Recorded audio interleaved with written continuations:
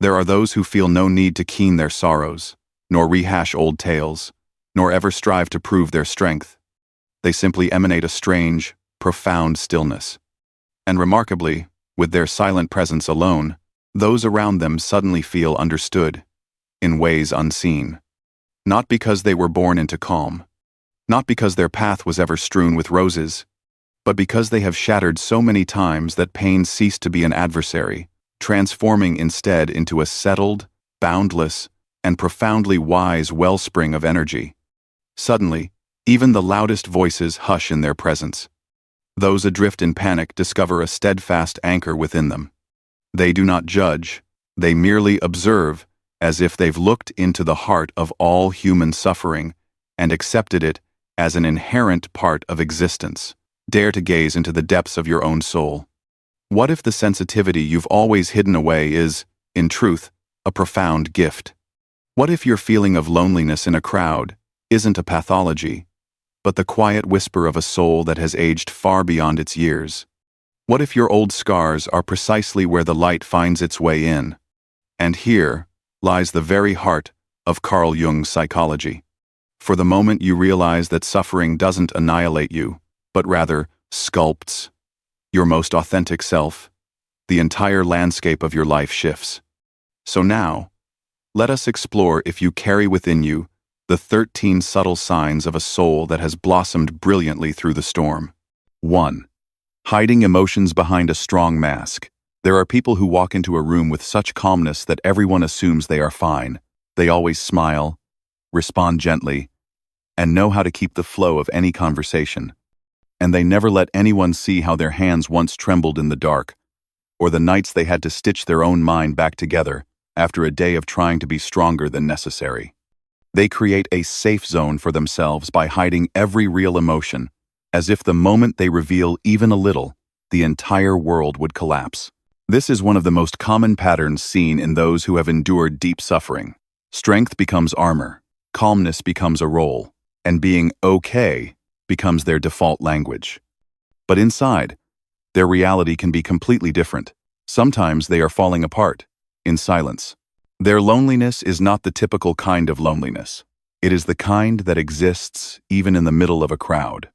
Their face still glows, their voice stays steady, yet inside there is always an emptiness they cannot name. They are tired of having to hold everything together every day, tired of not wanting to burden anyone. 10. Tired because they fear that if they truly express their emotions, people will think they are weak. Worst of all is the sense of being lost within their own life, as if they are living for someone else rather than for themselves. Carl Jung called this mask the persona, a social personality, created to adapt, to be accepted, and to protect the most hidden parts within. Jung once wrote, "The persona is that which in reality one is not, but which oneself as well as others think one is." When you hide your pain too many times just to survive, the persona gradually becomes you, to the point where you can no longer distinguish what is the mask and what is your true self. The way you formed your strong mask may have begun in an unsafe childhood, in a family that did not allow emotional expression, or in a relationship that once convinced you that vulnerability leads to harm. From there, you learned to swallow your tears, learned to stand back up even when your knees were still bleeding. You became the strong one because there was no other choice. But over time, that role became a box that trapped you. You forgot that strength once saved you, but now it is also limiting you. Strong people are often admired, but rarely understood.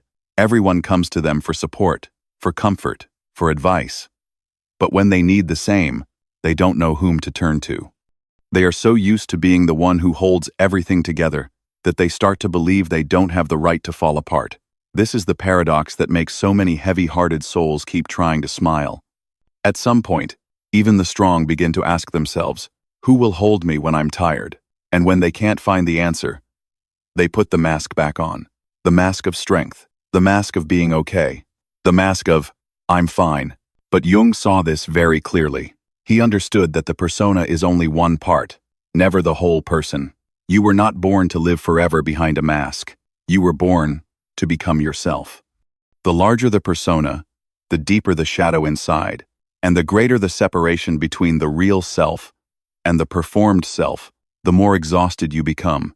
That is why many strong people always feel empty, even when they do everything the way logic tells them to. So what is the way forward? No one can tear off the mask overnight. No one can do that after just one night. The way forward begins with recognizing: when are you performing? When are you suppressing? When are you smiling while your heart hurts? Simply being aware of this means you have already taken an important step on the journey back to yourself.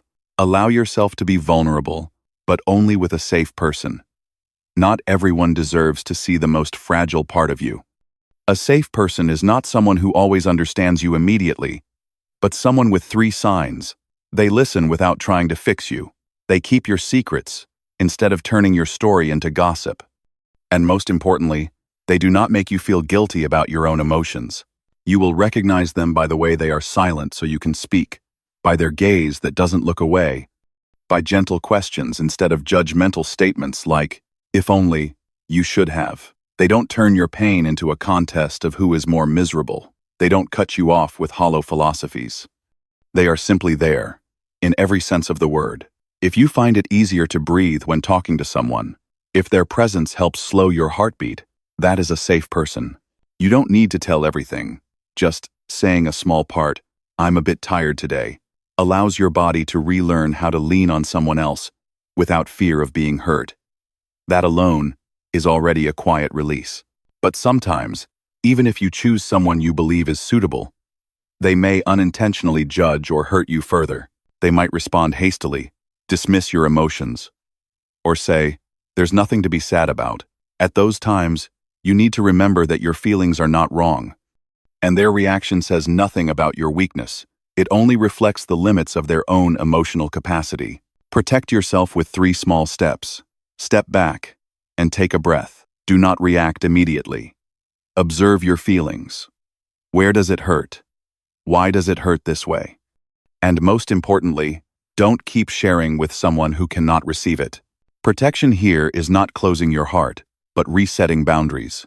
You can gently say, "I don't need advice right now," just to be listened to. If necessary, you have the right to withdraw from the conversation, to hold on to your fragility like keeping a seed that is not yet ready to sprout on hard ground. You can also start with moments alone. Write down your true feelings. Take a deep breath. Place your hand on your chest and ask, "What am I feeling?" When you get used to facing your true self, you will become less dependent on the mask. And over time, you will see one thing. You do not become less strong when you take off the mask. You simply become more authentic. And authenticity is always the most lasting form of strength. Now, I want to ask you something, so you can better feel yourself. When was the last time you were strong because you wanted to be, and the last time you were strong because you had to be?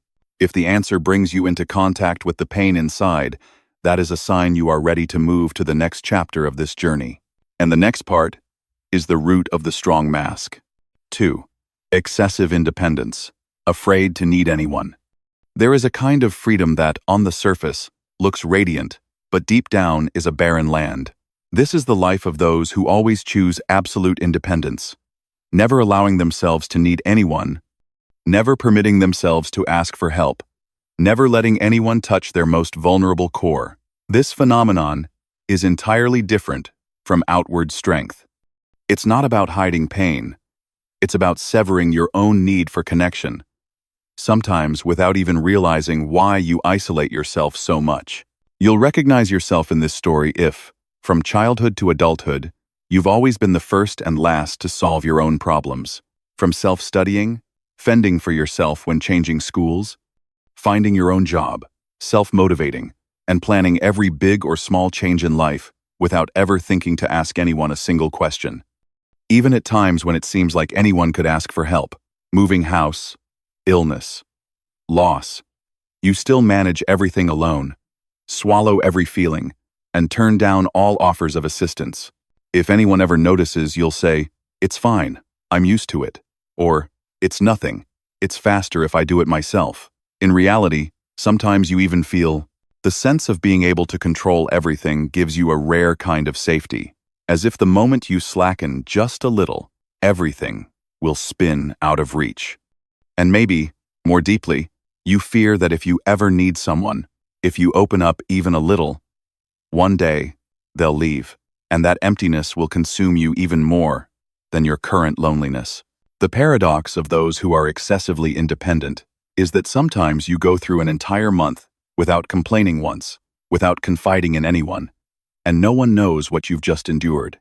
You're so good at it that people no longer think to check in on you, and you no longer remember how to ask for help naturally.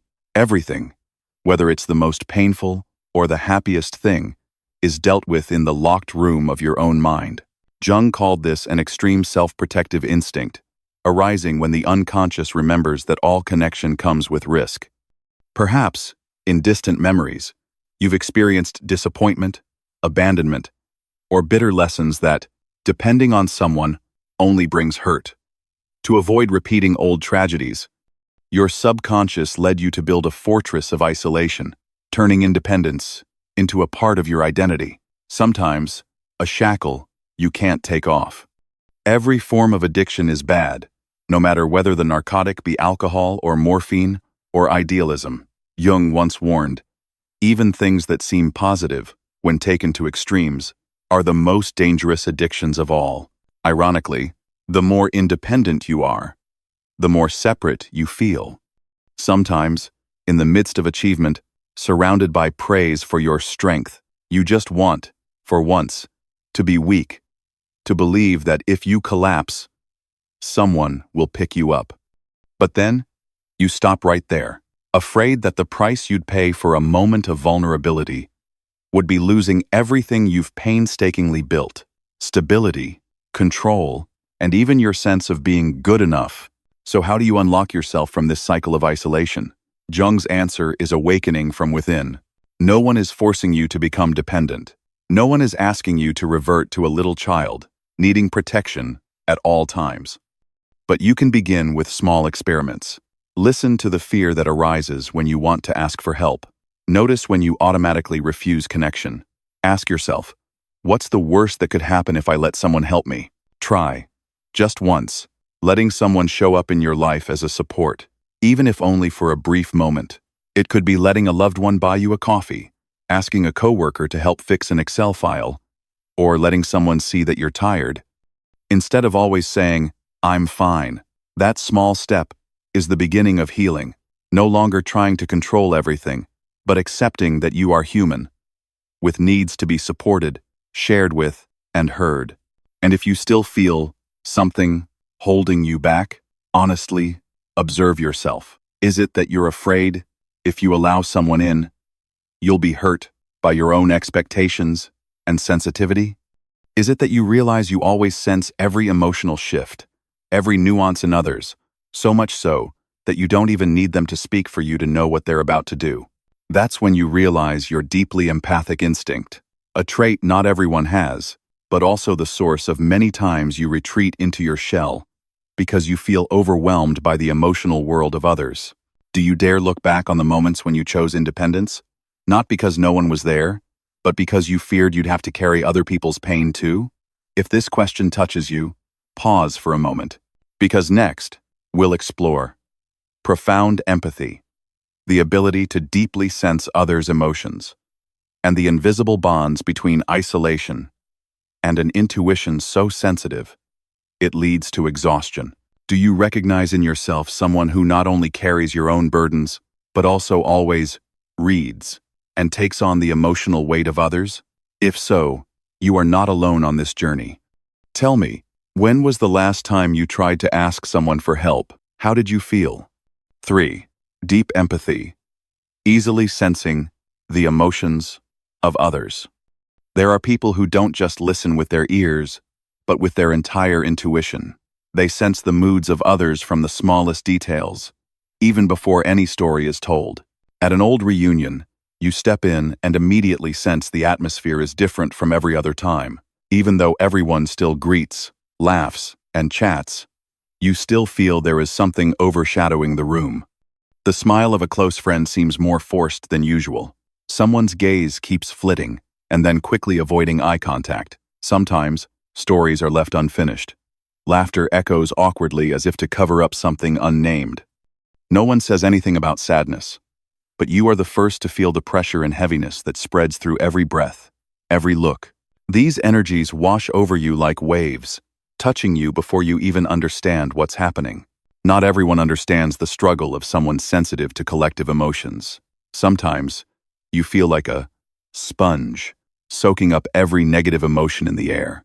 Every time a colleague is tense, a family member is irritable, friends are sad, and they turn to you to share all their negative feelings, you listen and suddenly find yourself heavy, your mind thick, and your body drained. The gloom, unease, and nameless anxiety flood into you, sometimes leaving you more exhausted than the people actually going through the hardship. You go through the day with the sense that your soul has fractured into pieces, each one carrying a part of someone else's pain. Perhaps, since childhood, you already knew how to read the moods of those around you. You knew when to keep silent, when to step away, when to force a smile even when you felt no joy inside. Maybe you grew up in a home where anger was always a threat, or someone you loved was easily moved and unstable. Early on, you developed an emotional radar as self-protection. Just a slight shift in the wind was enough to know how to behave, to avoid hurt or trouble. Carl Jung realized these abilities are not random gifts, but the result of deep adaptation by the inner child in an unstable environment. The greatest burden a child must bear is the unlived life of the parents. Young souls learned to sense the atmosphere, to detect invisible dangers, in order to survive the ever-changing emotional currents of adults. That skill of reading emotions might once have saved you, helping you avoid rage, neglect, or unexplained upheaval.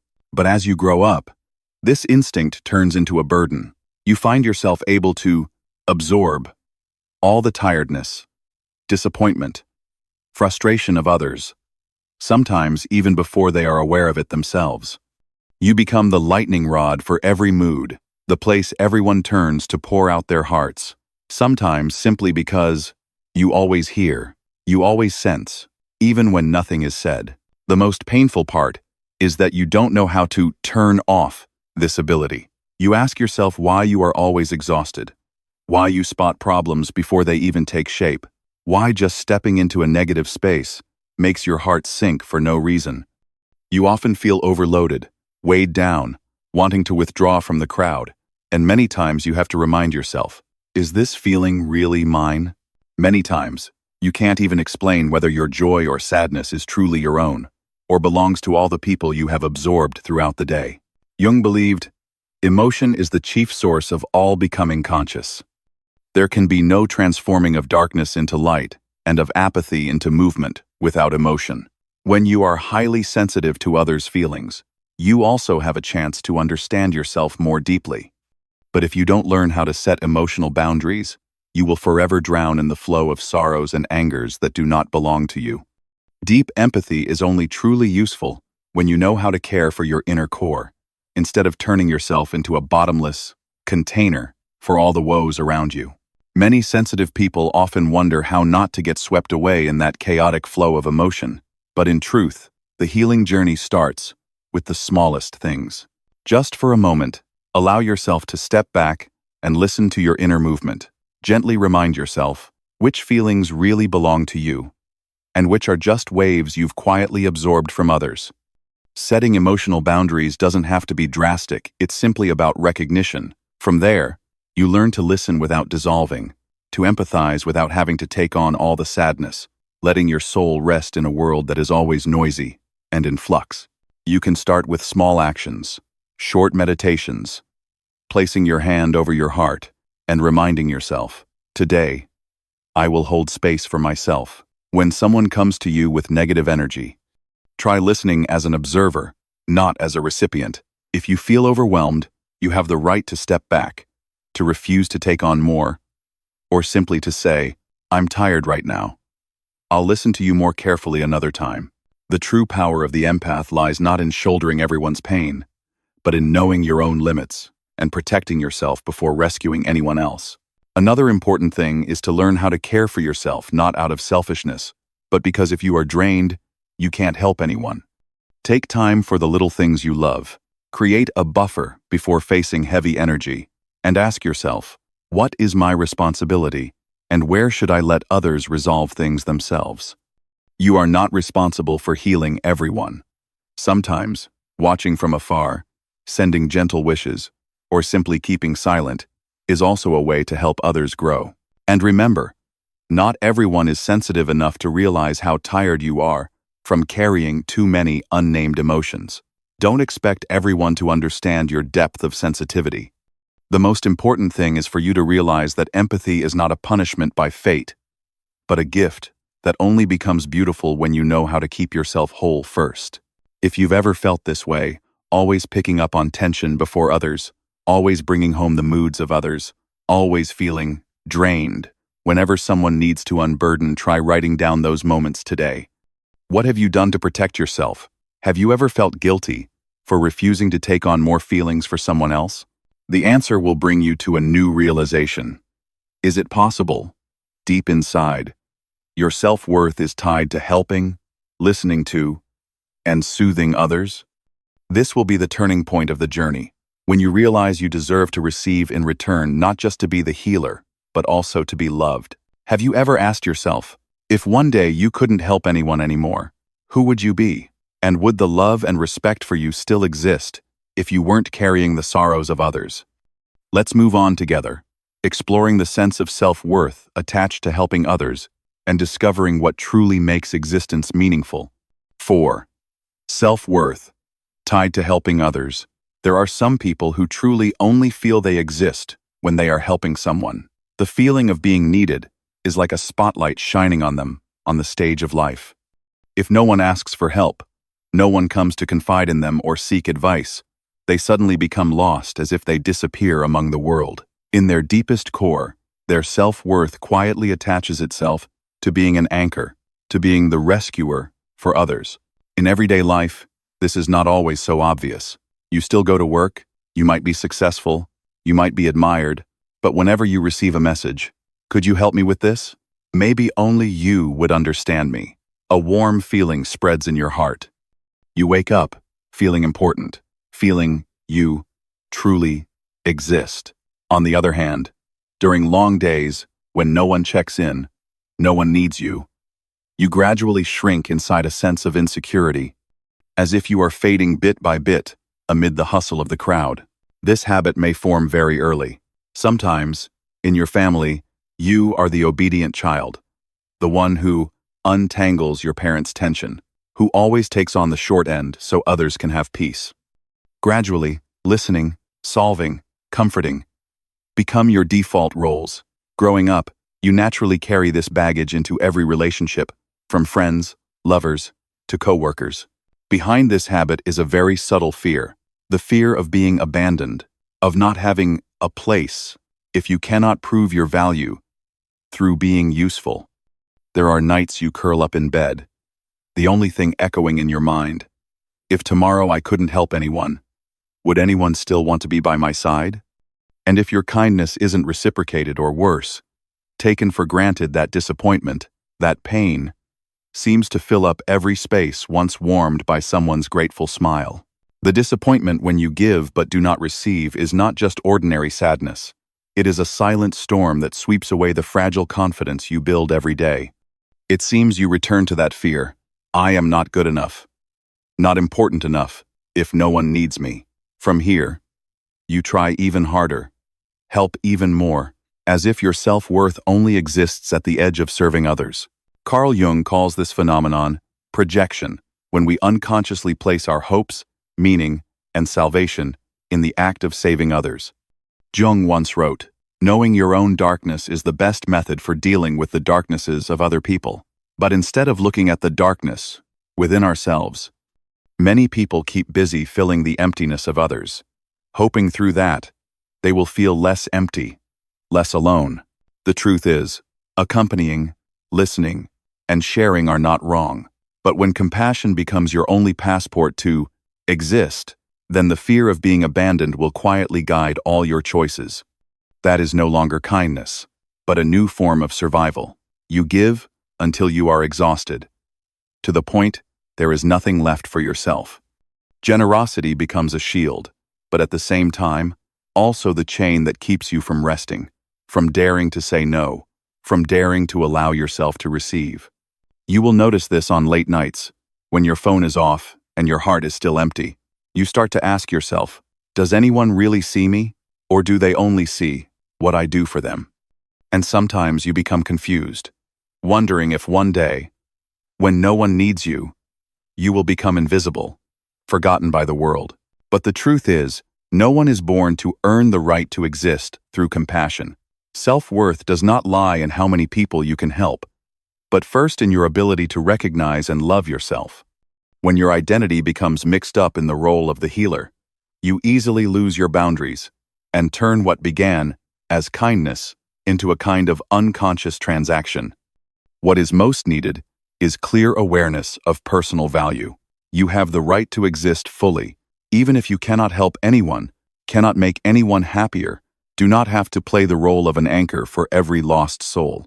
The journey back to true value starts with separating compassion from a messiah complex. You can love, you can help, but you don't have to make that the only measure of your presence. But still keep an intact part for yourself. Set boundaries. Know when to listen, when to stop, so you can heal yourself.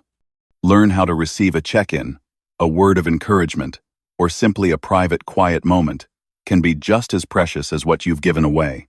And if one day you find yourself disappointed because your kindness is taken for granted, remember, you do not owe anyone the burden of carrying their sadness forever. You have the right to rest, the right to say no, the right to step away from the rescuer role, to live your own life more freely and completely. Have you ever felt you lost your value when you were no longer the anchor for someone? Have you ever realized your kindness became the reason you did not dare to be true to yourself, did not dare to let go? Have you ever felt confused about the boundary between giving and keeping yourself, afraid that if you stopped helping, you would no longer be kept in anyone's heart? Perhaps, from this very fear, closeness both emotionally and physically suddenly becomes distant, as if every time you get closer to someone, you worry you're not enough or that you'll be abandoned sooner or later. So, what is truly going on inside someone who always hesitates before intimacy? When closeness means risking the loss of the rescuer role, do we still dare let ourselves be seen as we truly are? Let's continue to the obsession with closeness and the fear of being truly touched to the core. 5. Fear of intimacy. Avoiding emotional closeness.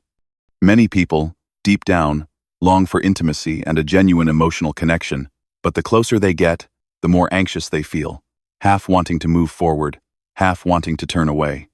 That feeling is not indifference, nor is it simply shyness.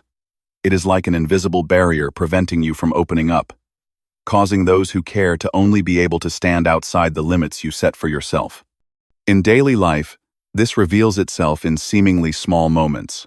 When someone is silent with you for a little longer than usual, you feel your heart race, not from excitement, but from anxiety.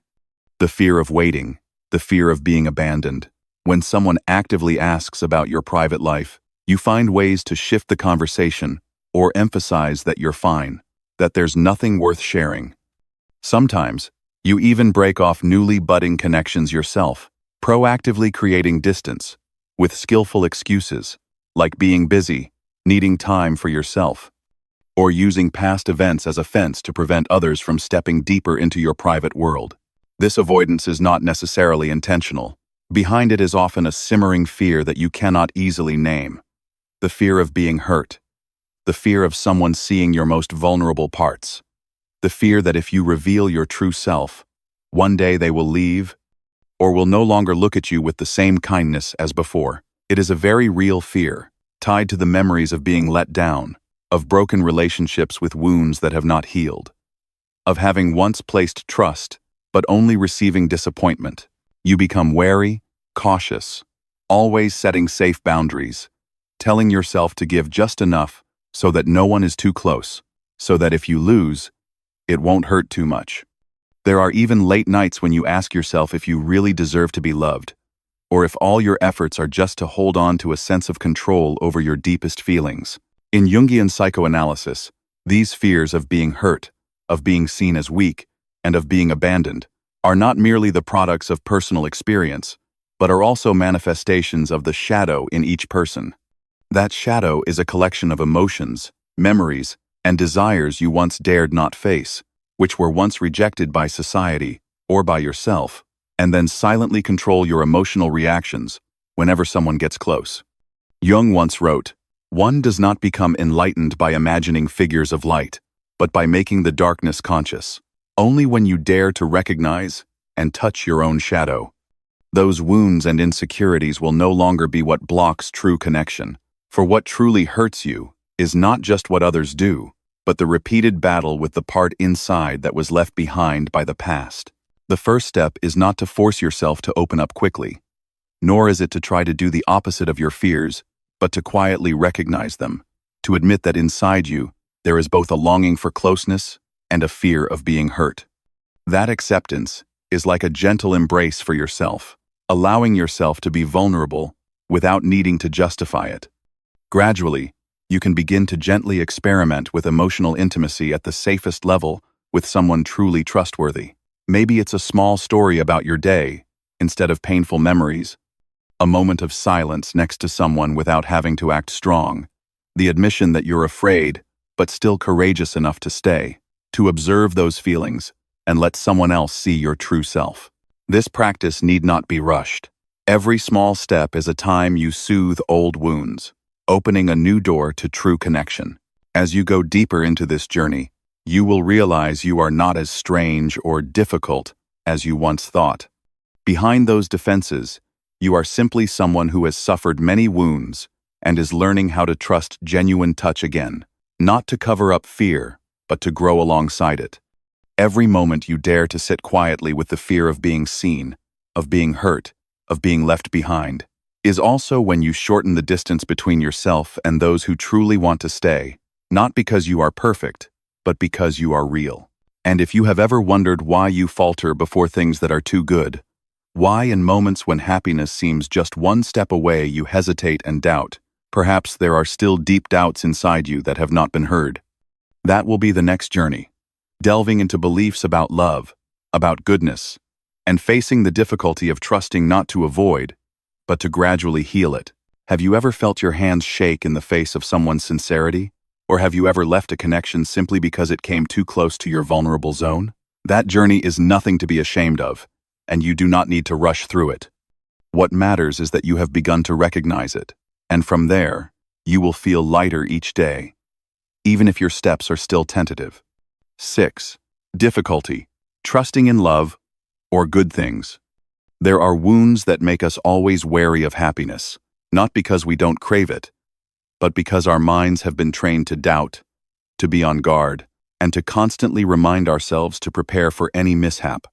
Trust in good things becomes a luxury, and love, whether it arrives gently or brilliantly, falls under the scrutiny of skepticism, as if anything warm that comes to us must have a price to pay. You might see yourself in the most ordinary signs. When someone shows care, you immediately think about the possibility that they have another motive, asking yourself whether, after all, they will leave just when you let your guard down the most. A promise, a gentle gesture, a moment of closeness, all can make you anxious. And sometimes you even double-check your own feelings, as if fearing that if you allow yourself too much joy, too much trust, then disappointment will be deeper, and the pain even greater. And so, you live in a constant state of defense, longing for love while quietly preparing for heartbreak, abandonment, betrayal. Sometimes you find yourself looking for signs of something wrong, examining glances, words, the rhythm of a conversation just to confirm that everything could end at any moment. The mix of longing and doubt creates a haze around your heart. You don't let yourself fully enjoy happiness, because subconsciously, happiness always comes with risk, and joy will quickly fade when harsh reality returns. You feel as if you must always keep a bit of sadness in your pocket, just in case any surprise knocks you down. Occasionally, you ask yourself if you're being unfair to your own feelings by never daring to open your heart to the most beautiful things. Carl Jung once wrote about the power of the collective unconscious. and the marks that repeated experiences leave on the human soul.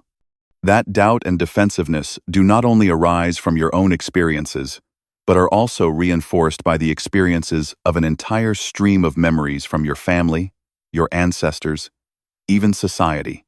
Every time you're hurt, disappointed, or deceived, it's like another notch is carved into the collective trust, making it easy for you to fall into the mindset Jung called catastrophic expectation.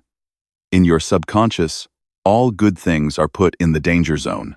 If I'm too happy today, I'll have to pay for it tomorrow. If someone loves me too much, there will surely be a time when they leave. These premonitions are not inherent pessimism, but a self-protective mechanism formed after your heart has been tested many times.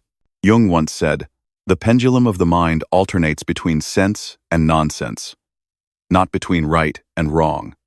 Sometimes, your reason knows that not everyone will hurt you. Not all happiness is an illusion, but your survival instinct still remains cautious, still prepares an escape route, even in the most peaceful moments. You tell yourself that as long as you don't expect too much, you won't be disappointed. As long as you don't give all your trust, it won't hurt so much when everything collapses. And so, you hold back the brightest part of yourself, shutting it off to any tenderness that may come, simply because you don't dare believe it will stay. But that very defensiveness makes you lose the ability to enjoy the beauty of the present. Happiness passes by like a breeze, while your heart remains only half open, always ready to retreat if the wind changes direction. Sometimes, just a sincere look or a warm embrace is enough to move you to tears, not from being touched, but from fear mixed with hope. Will this time be different from all the others? You ask yourself that question again and again, then answer it with an unnameable anxiety. Healing is not about forcing yourself to trust immediately, nor is it about denying the fear within. It's a slow process, where you practice pausing in the flow of doubt, practice breathing deeply in peaceful moments, to let yourself realize the past is only a part. It does not have the right to decide the entire story of the present. Learning to trust again is not about betting everything, but about small steps, learning to be present in the moment without being dragged back to old wounds. When you dare to open up to something good, even if it's just someone's smile in the morning, a selfless word of encouragement, or a tender glance, you are proving to yourself that you are worthy of the gentlest things. Practicing trust starts with small things. You can try enjoying a day without preparing for the worst-case scenario, letting your feelings guide you instead of defensiveness. You can allow yourself to receive joy without feeling guilty or doubting the giver's motives. And more importantly, be patient with your moments of vulnerability, because sometimes, just recognizing the fear is the first step to overcoming it. Somewhere inside you, there is still a part that is innocent enough to believe in beautiful things. It just needs time to be heard, protected, and to grow up again.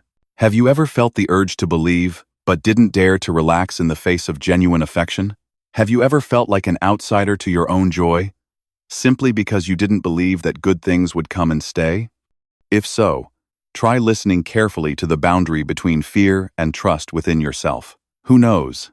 That journey might bring you to a new awareness, where you no longer confuse your identity with empathy, no longer trade yourself just to belong in someone else's story. 7. Confusing empathy with personal identity. Sometimes, the boundary between compassion and identity becomes so blurred that we don't even realize we're living for someone else's emotions. After every moment of sharing, listening, and empathizing, we fall into a state of confusion, losing our sense of direction and not knowing which voice truly belongs to ourselves. This state does not come from weakness or lack of will, but is the result of a long period of putting other people's needs and feelings above our own, of living too deeply in their stories, forgetting that we also have the right to exist with our own distinct colors. You will easily recognize yourself on those heavy-hearted days when you cannot explain why. Maybe right after leaving a conversation with a disappointed friend, you carry their sadness as your own. Or even just reading a few lines of someone's confession on social media, your spirit already feels weighed down, all optimism swept away. Often, just a hint of someone's helplessness makes you toss and turn, preoccupied with their problems to the point where there's no space left for your own feelings. Gradually, even your own small wishes, your deeply buried sadness, lose their separate voice, dissolving into the messy stream of emotions you carry for the world around you. In relationships, you are often the understanding, sensitive, and self-sacrificing one. This makes many people seek you out to share, to confide, even to place their hopes and despair in you. Sometimes, you even become the transit station for all negative feelings, the place everyone comes to unload their burdens before leaving in peace, leaving you with a chaotic mass of unnamed emotions. Over time, you learn to see the world through others' lenses, feeling happy when they're happy, sad when they're sad, angry when they're hurt, to the point you can't remember the last time you truly lived for yourself.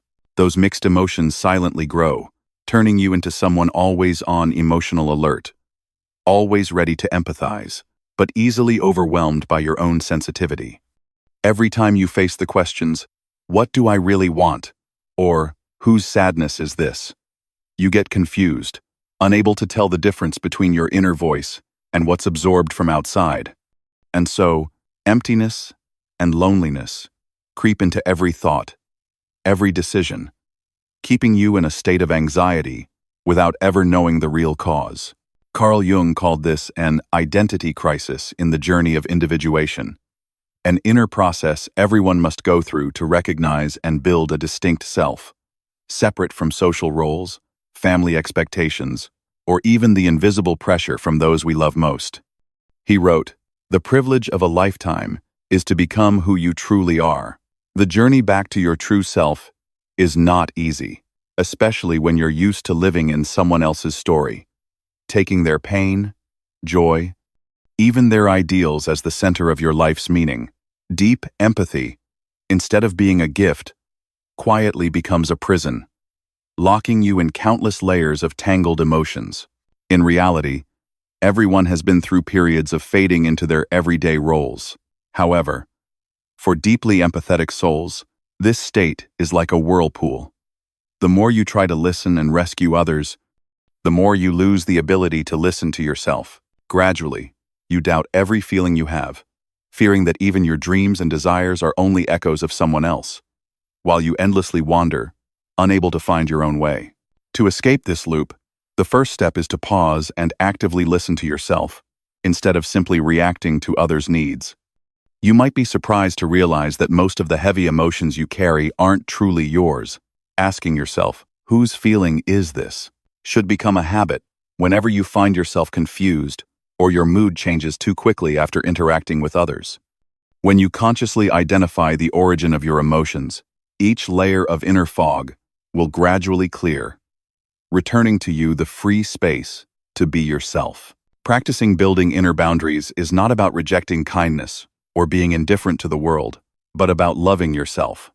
Setting boundaries, both in words and in thoughts, helps you preserve your own living space, where no one can intrude or influence you. Sometimes, you need to allow yourself to step back, not immediately take on the role of rescuer, not rush to solve others' pain before asking, "What do I truly want, need, and does this feeling really belong to me?"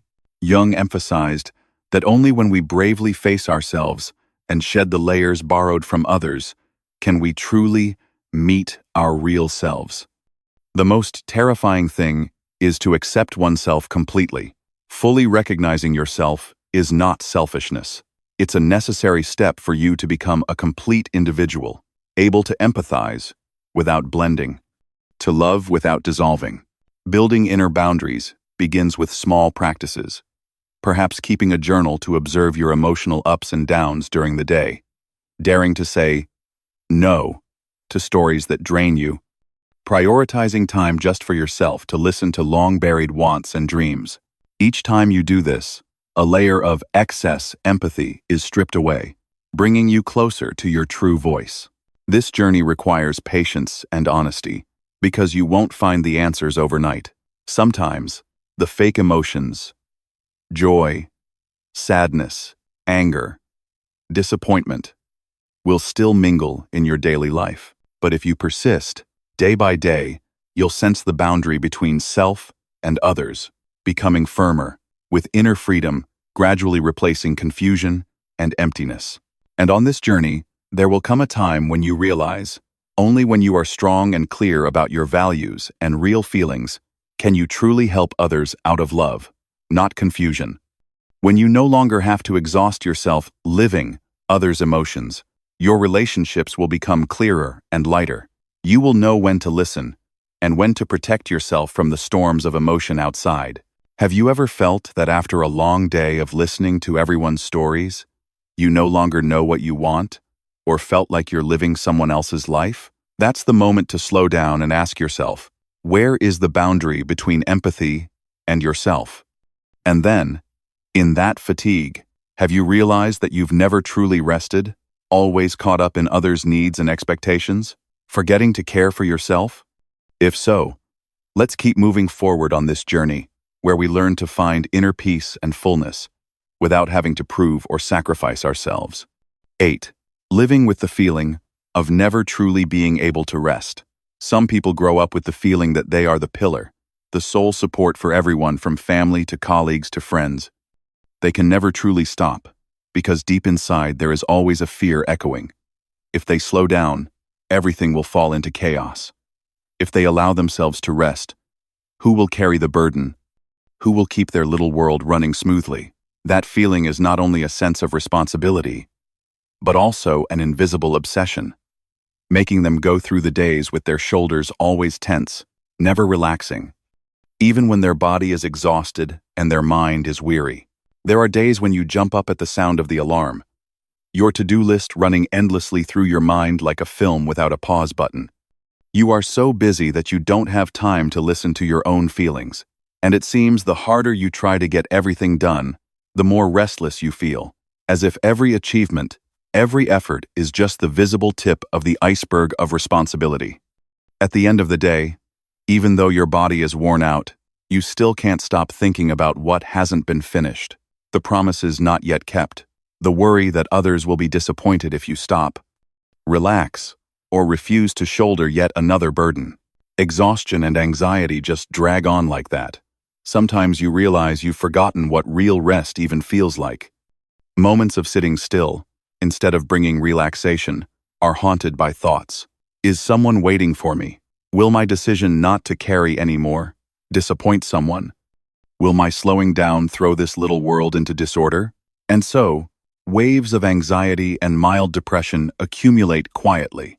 Even though you know you need care, you still feel you must just finish this. Push yourself a bit more. Prove that you're strong enough to hold everything together. Jung once spoke about the persona, the social role each person puts on to face life. When the persona becomes too heavy an armor, it can make you forget your most basic needs, turning yourself into a machine that's not allowed to stop.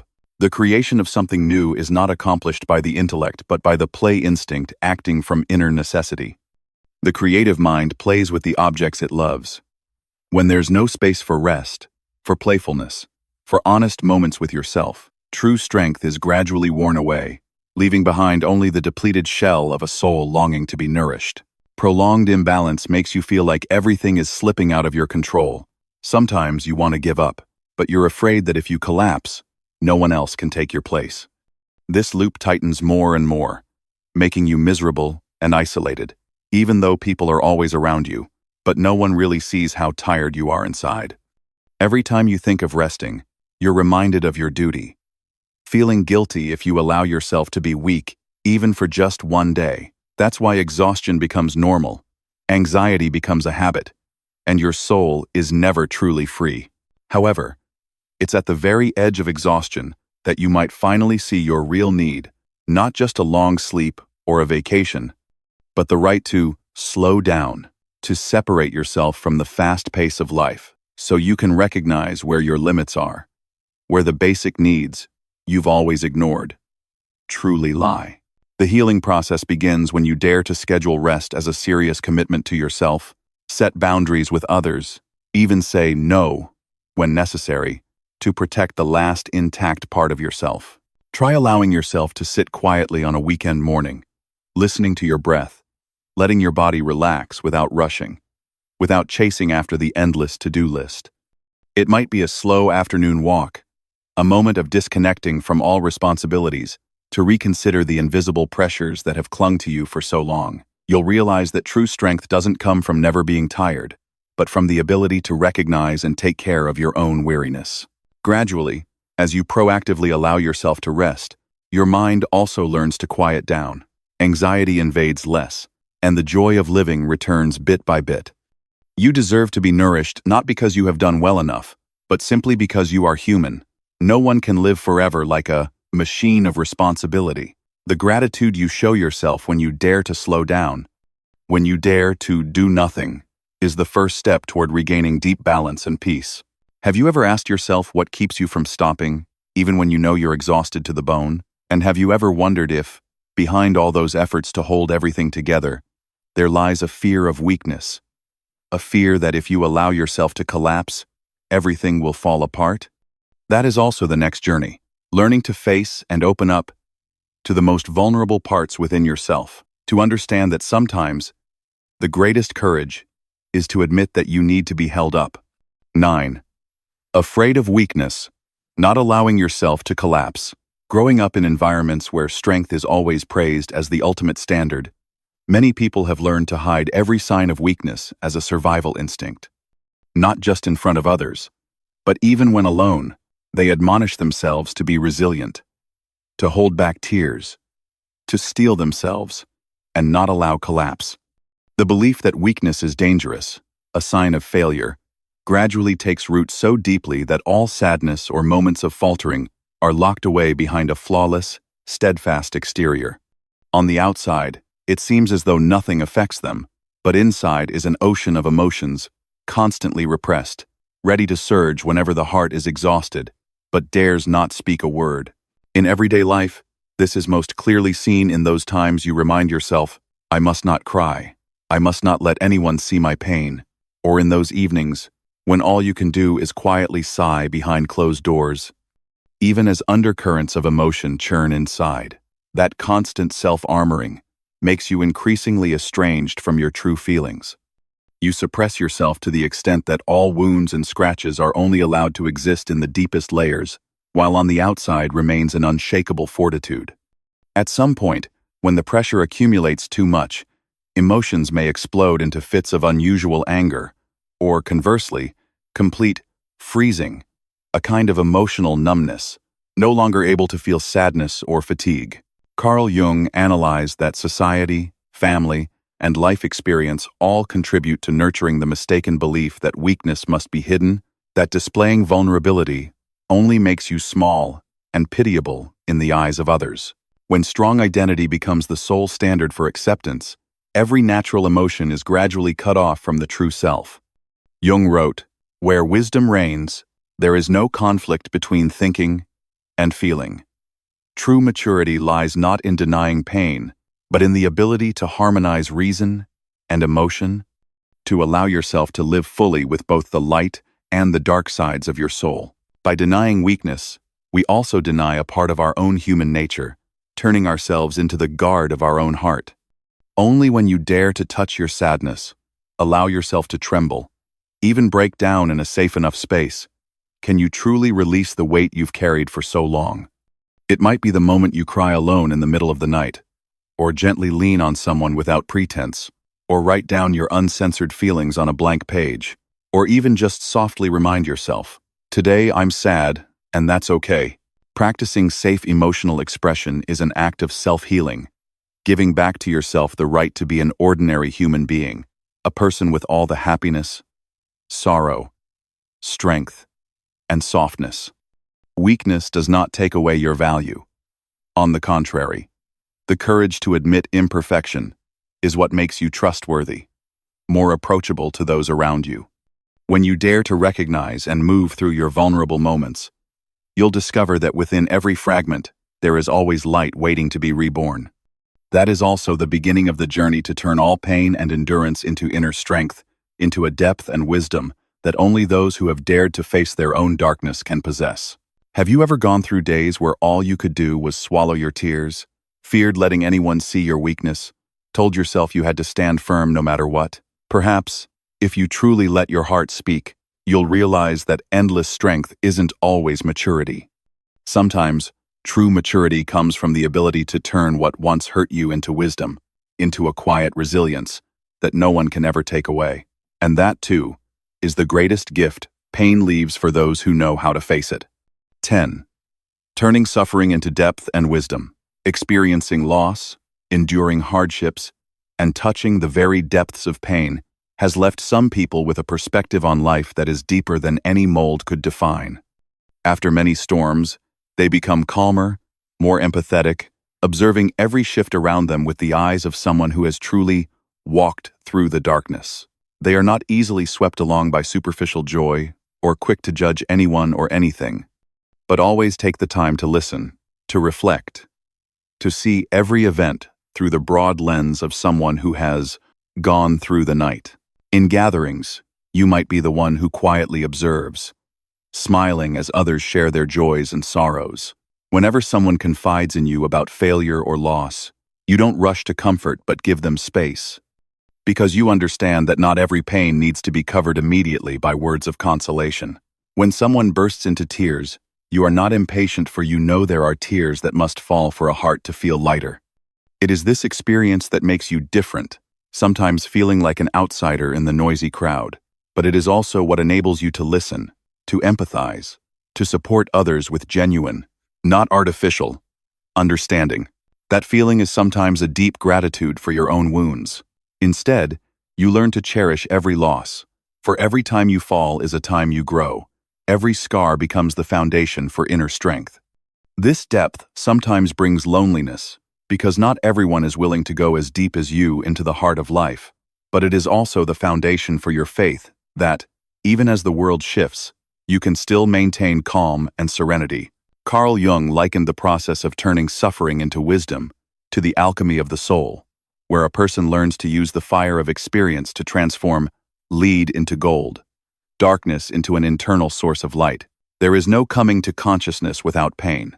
Only by daring to move through darkness does one open up the ability to understand not only themselves, but also those beside them. That process is an invisible transformation, where each challenge, each pain, contains an opportunity for growth, for individuation, and for becoming a deeper, wiser version of oneself.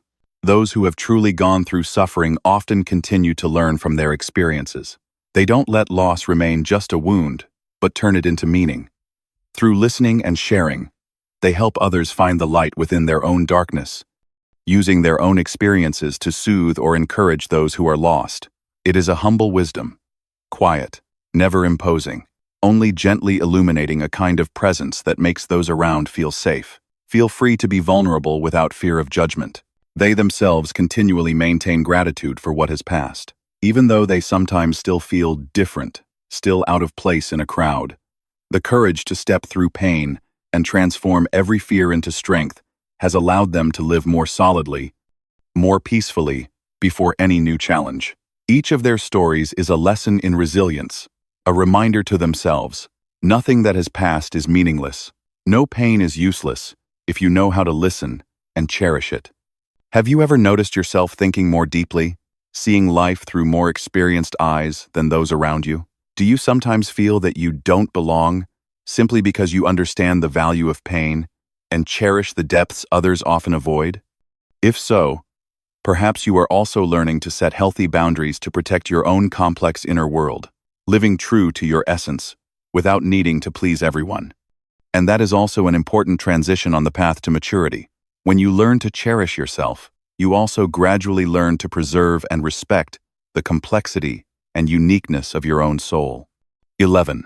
Knowing how to set boundaries, respecting your own complexity. After the journey into the darkness of pain and personal upheaval, a quiet yet powerful transformation gradually takes place within each person who has been reborn from suffering. It is the moment when you no longer feel the need to ask for permission to be yourself, no longer force yourself into molds created by others' expectations, nor maintain a pleasant demeanor just to please everyone. Each time you dare to say no to things that drain you, each time you protect your personal space or honestly acknowledge your own sensitivity and complexity, it marks a milestone in your inner maturity. From this point on, you begin to feel a greater sense of freedom and ease. When you stop seeking acceptance from the outside, you gradually allow yourself to live in your most authentic states, no longer hiding your sadness, no longer apologizing for the depths of your soul, no longer hurriedly shrinking back whenever you sense your own differences. The feeling of tension fades, replaced by the simple joy of being yourself, of being able to choose your own pace, distance, way of loving, and relationships that truly align with your genuine nature. Carl Jung called this the achievement of individuation, a process where one is brave enough to recognize, embrace, and respect all of their most complex parts, even those that once were rejected or hidden away. The privilege of a lifetime is to become who you truly are. Not everyone dares to live this way, as the process of setting boundaries and preserving the self often runs counter to the demands of conformity and collective approval. But only when you know how to honor yourself without apologizing for your sensitivity or feeling ashamed of your depth can you truly experience inner freedom, a state no longer burdened by judgment or comparison. Gradually, healthy boundaries are established that not only protect your energy, but also serve as a quiet declaration to the world. You are worthy of respect and of connections that honor truth and the diversity of the soul, with no need to compromise or diminish yourself just to remain in any space. You also realize that not everyone is compatible. Not everyone is refined enough to touch that depth, and that is nothing you ever need to change. Have you ever felt the relief of daring to keep your distance? Of daring to live true to your own nature without feeling guilty? Have you ever wondered whether that very freedom, that healthiness, might spread, inspire, and become a healing space for others? Because every time you dare to be genuine, you grant those around you the permission to be themselves as well. 12. Living authentically, inspiring others, and creating a healing space. There are people who are present very quietly, without flaunting their achievements or forcing themselves to prove anything. Yet every word, every look, and the way they treat the world carries an undeniable influence. They are the kind of person whose mere presence makes those around them feel safe, free from judgment, and able to stop hiding their weaknesses. It is the feeling of being deeply listened to, truly seen, and gradually, the other person also starts to believe that they deserve to be healed. That strength does not come from external power or skillful image crafting, but is forged through a journey of facing, overcoming, and eventually reconciling with their own pain. When you have weathered enough storms, you become someone who understands that everyone has their own wounds, everyone has shivered through long nights, and thus, you are never quick to give advice, much less to lecture. You are simply there, patiently present, and through your own calmness and honesty, you become a peaceful anchor for others in their most vulnerable moments. The emotion that arises at this stage is gratitude for your own journey, gratitude for old scars, for the times you had to fall in order to grow, because it is thanks to these that you deeply understand what it means to spread healing. The quiet pride comes from the fact that you were not destroyed by suffering, but transformed it into part of your inner strength, into positive energy that radiates to those around you. You gradually become aware that you do not need to become anyone else, nor chase after the world's definition of success. Just living authentically, steadfast on the path of individuation, is enough. Jung called this the archetype of the wounded healer, someone who can truly help and heal others only after having walked through their own darkness, honest and humble enough not to use their wounds as a tool for boasting. Only the wounded physician heals. Thus, healing does not come from books or theory, but from the energy of acceptance and sincere compassion. The experiences that once made you feel lost now become bridges that help others believe they are not alone and that they too deserve peace. This journey is never finished. You continue to live authentically, continue to preserve your boundaries and identity, continue to offer listening, understanding, and tranquility to all who are fortunate enough to cross your path. With your presence and the wisdom you have forged, you become a gentle reminder that healing is real, that change is possible, and that anyone can rediscover the meaning of their life from within suffering.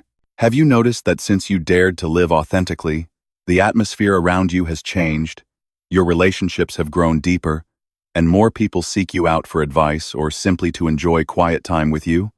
Have you ever wondered if you are truly aware of your own value and truly in control of the meaning of your life? Because the journey back to oneself is always open to anyone willing to go all the way.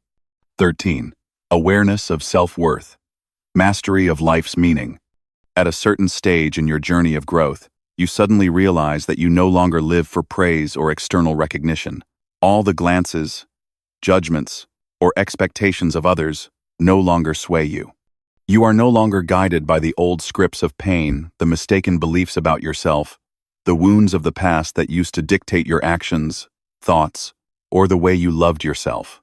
The meaning of life is something you rewrite each day with a heart and mind forged through many ups and downs. In this state, peace and serenity become the foundation for every choice.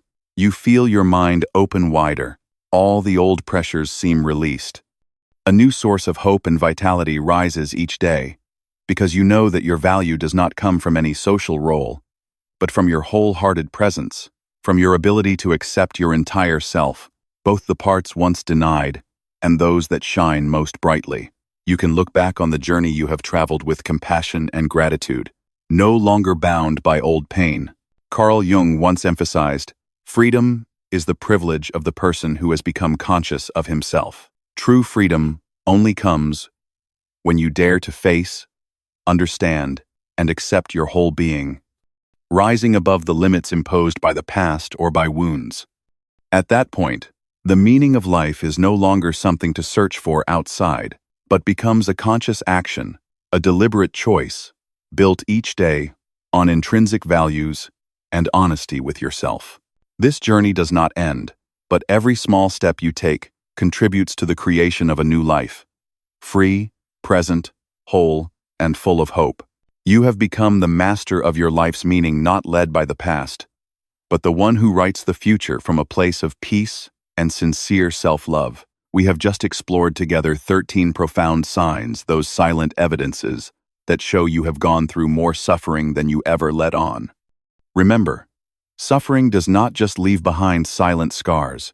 It also sows the seeds for priceless gifts, enduring strength, deep wisdom, rare understanding, and unconditional compassion. This is not a list meant to make you feel sorry for yourself, but a roadmap. Each sign is a step on the journey of psychological maturation, a process that Carl Jung called individuation. It is the journey of returning to your authentic self, daring to face and cherish the most hidden parts, the shadows you once wished to hide. Only then can you truly transform pain into meaning, into an unwavering inner peace. Those who have gone through deep suffering are not perfect people. They are profoundly human, beautiful, and rare because they have dared to venture into the darkness of their own souls and come back into the light. They know that accepting their own shadow is the bravest act of all. Take action. Don't just watch this video as a fleeting moment of empathy. Choose one sign that resonates with you the most, and begin to give it the acceptance and care it deserves. That is the first step to turning pain into true strength. Before you go, I want to ask you, out of the 13 signs, which one made you clearly recognize, "This is truly me"? And how do you plan to face it in the coming week? Please share your thoughts in the comments. If this video has touched your heart and helped you understand yourself better, don't forget to hit the like button, share it with those you think need this understanding, and subscribe to the channel to continue exploring the depths of the human soul with me through the philosophy of Carl Jung. See you in the next videos.